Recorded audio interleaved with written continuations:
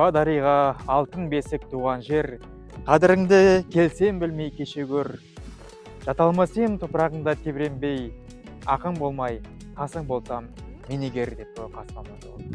Міне, Қасым Атамыздың қазақтың ақыны Қасым Атамыздың ауылы, туып өскен жері, менің туып өскен жерім, балалық шағым өскен жер қандай ғажап.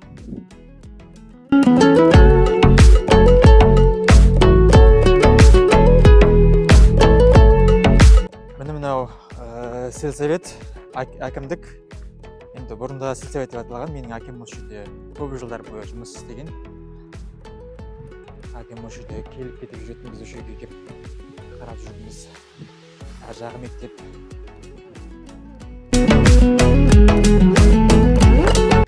Қазіргі заман балалар бақытты, барлығы бар, мына ойын алаңдары, спорт алаңдары, ана жерде футбол алаңдары барлығы бар. Енді біздің балалық шағымызда олардың ешқайсысы болған жоқ. Біз өзіміз неден жаңағындай осындай алаңқайларда футбол ойнап өстік қой, алаңқайда футбол ойнап, ана жақта өзенге түсіп, енді бұрынғыдан қалған темірден істелген андайымда сырғанақ андайлар болады, солармен ойнап әйтеуір тауға шығып сөйтіп өстік қой. Қазіргі балаларда бәрі бар. Интернет бүкіл жерде істеп тұр, мысалы. Заманауи. Міне біздің ескі мектебіміз. Осында оқыдық, өстік. Қазір бұл мектеп жабық, ар жақта жаңа мектеп ашылған. Қазір балалар сол жаңа мектепте оқиды. Осы мектеп бізге ыстық, өйткені біз осы мектепте оқығанбыз. Менің анам осы жерде сызу, көркем еңбек сабақтарынан балаларға дәріс үйреткен болатын. Міне осы шет жағындағы класстарда сабақ берді. Сосын анау 3-ші этажында қыздардың жаңағы еңбек сабағы болатын. Соған анамыздың кабинетіне баратынбыз. Керемет әдемі болатын.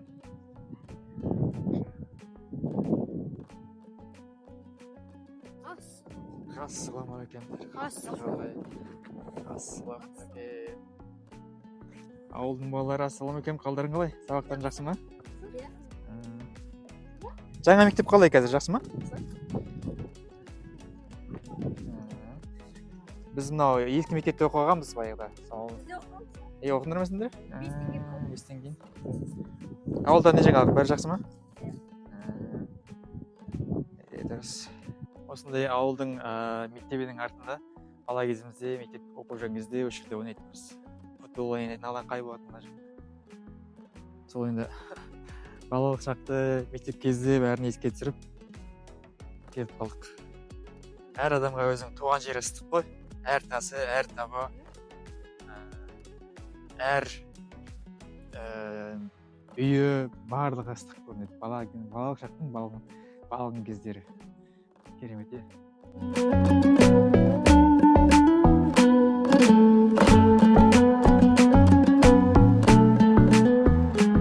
Мектептің арты біз үшін бір керемет ойын алаңқайы болатын. Мына жер жап-жасыл шөп. Анау жерлерде шавел деген шөп өсетін, соны жейтінбіз. Енді жеуге болатын шөп, соны іздеп жүріп жейтінбіз. Менің достарым, Ерек, Арғын, солармен бірге. Керемет, е? Мына жер спорт залы. Спорт залдан шығып, былай ғана жаққа шығып, жүгіріп, футбол ойнап, сөйтіп жүретінбіз. Бұл жер бұрынғы кезде не болған, балабақша болған. Одан кейін балабақша жабылып, қазір енді осындай мәдени сауық орны және әкімдік кітапхана бар ішінде. Мектептің мына жақ бұрышында еңбек әні осы ғасырда болатын, ішінде көрініп тұр.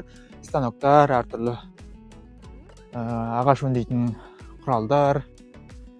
Біздің Ертай мұғалім осы жерде сабақ беретін.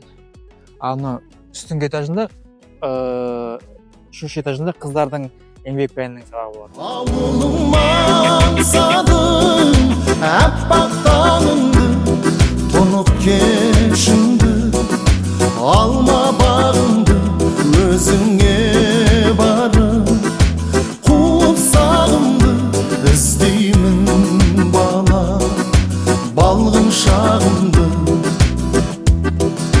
Достар бірге саялап саябақтарын, шаттыққа толы өткізіп қызық шақтарын. Жадырап жайнап өтсе де жарқын күндерім, ауылды аңсап жаныма сая таппадым, ауылыма аңсадым. Мінекей мынау Кент тауының жауһары Қазымбет кенті деп аталады. Бұл жерге біздің әкеміз біздің бала кезімізде осы жерге жиі алып келетін. Мынау сендердің туып өскен жерлерің, мынау табиғат, мынау Кент тауы, мынау Қазымбет деп. Енді сол бала кезде көріп өскен бала енді санамызға сынып қалған. Қазір өскеннен кейін қайтадан келіп осы жермен қауышып, балалық шағымызды еске алып, барлығын еске алып, осындай қайтадан келе жатқан жайымыз бар.